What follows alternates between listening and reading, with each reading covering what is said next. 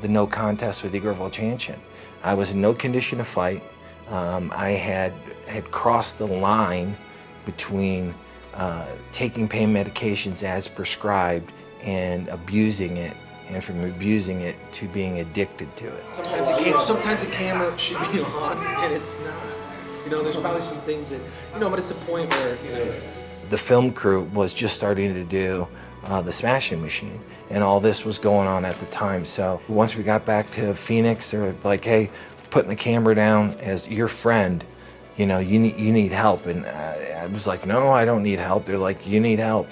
And from there it progressed into me understanding that I had a problem, understanding that that it wasn't going to go away by itself, that I needed help. It wasn't a single person fight. I needed people around me, a support team, to help me fight this disease. Explain where we're going right now. This is the halfway house that I stayed in for like 6 months, and it's just a transitional place, you know, to help you kind of balance when you get newly recovered, you know, from alcohol or drug addiction. You know, it's an environment where there's accountability, and there's, you know, people there to help support you and things like that.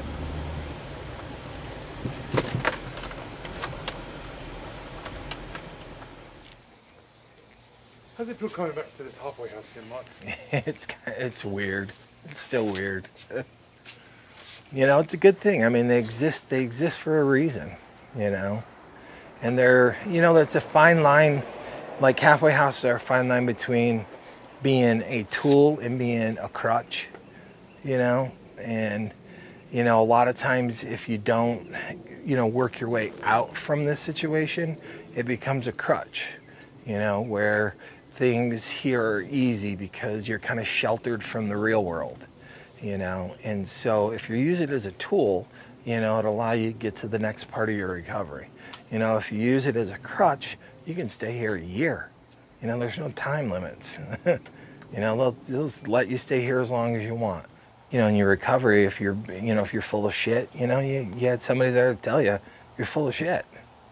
You know, if you're not doing what you're supposed to be doing, you had somebody there to call you out on it.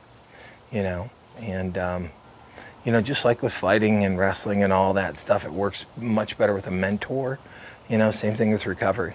You know, it works much better when you have somebody that has made it through the hard parts of recovery. And it's a fight.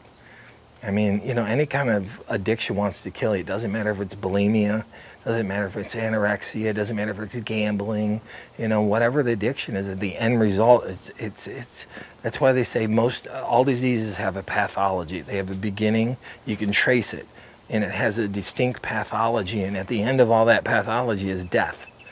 You know, alcohol wants to kill you, you know, all this wants to kill you. It's just the way it is. So you said you was homeless on the streets for a little bit, or?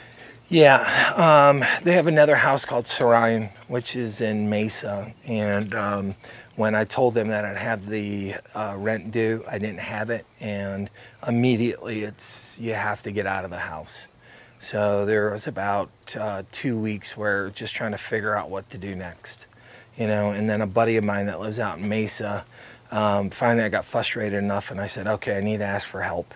You know, and I had called up my friend of mine named Darren, and I just said to Darren, he's like, buddy, just, you know, grab whatever you need to grab, come on over, I got a place for you to crash. And you're sleeping in a car? Sleeping in that car. Yeah. You guys are in the back seat, there's enough room, right? Pretty big dude though. I know, Yeah. Right? You gotta open the windows.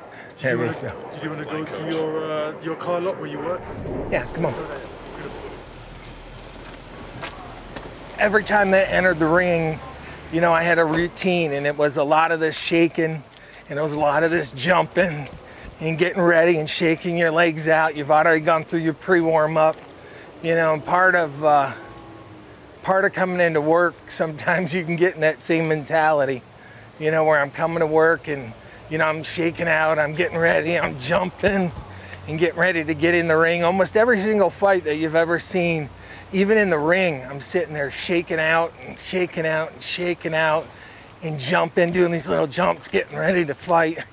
and it just keys your body into knowing. And so here at work, you can key yourself mentally, because obviously I can't beat customers up, but you can cue yourself in mentally that it's a little bit different war. It's an emotional war.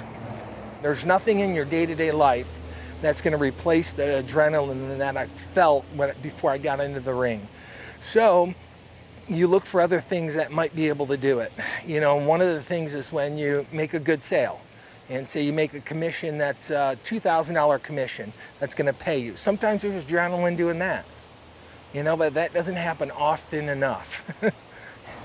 You know, for me, I have regrets. You know, regret selling cars to feed my family is not one of them. You know, selling cars to be able to provide a nice home for my son to live in or a nice school to go to, that's not a regret. You know, obviously, do I think that my talents could be directed someplace else and I could be more beneficial? Yeah. You know, I feel like sometimes doing anything other than wrestling or mixed martial arts or something around that, it feels like I'm a fish out of water.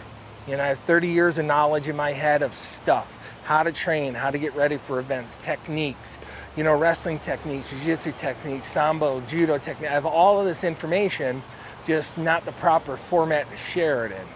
So sometimes I feel, maybe not regret that I'm working here, just kind of, you know, feel like that my talents are gone unused. You know, I think that's a better way to describe it. You know, I'm coming up on a year's sobriety, which, you know, for me, it's a pretty big mile marker. You know, as far as what the future holds, you know, I mean, you know, part of recovery is, you know, I'm just trying to do what I need to do today. Whether or not 10 years or 20 years from now, I don't know if I'll be sober or not, but I'm only trying to be sober for 1 minute, 1 second at a time. You know, some days are harder than others, just like anything else. It's almost like, you know, there is this feeling inside that you have to shed instantly, which is a feeling of like, you know, I've been down this road before, I've done this before, and here I am again, I'm faced with the same challenges again, and it's like if I was fighting diabetes or I was fighting cancer. You know, it's the same type of situation. You know, like I said over and over again, there's a pathology, so I look at it like I have a disease, I know what the cure is. You know, and I have to continue to take my medicine no matter what. You know, I have to continue to participate in a high level in my recovery, otherwise I get sick again. You know, it's pretty easy to look at my son, and you know, he's an awesome kid, good looking dude, and you know, I didn't have to search very far to come up with the reasons to get clean and sober. You know, he's gonna need his dad, you know. He's gonna need his dad around for as long as I possibly can be, so. Yes. Okay. What do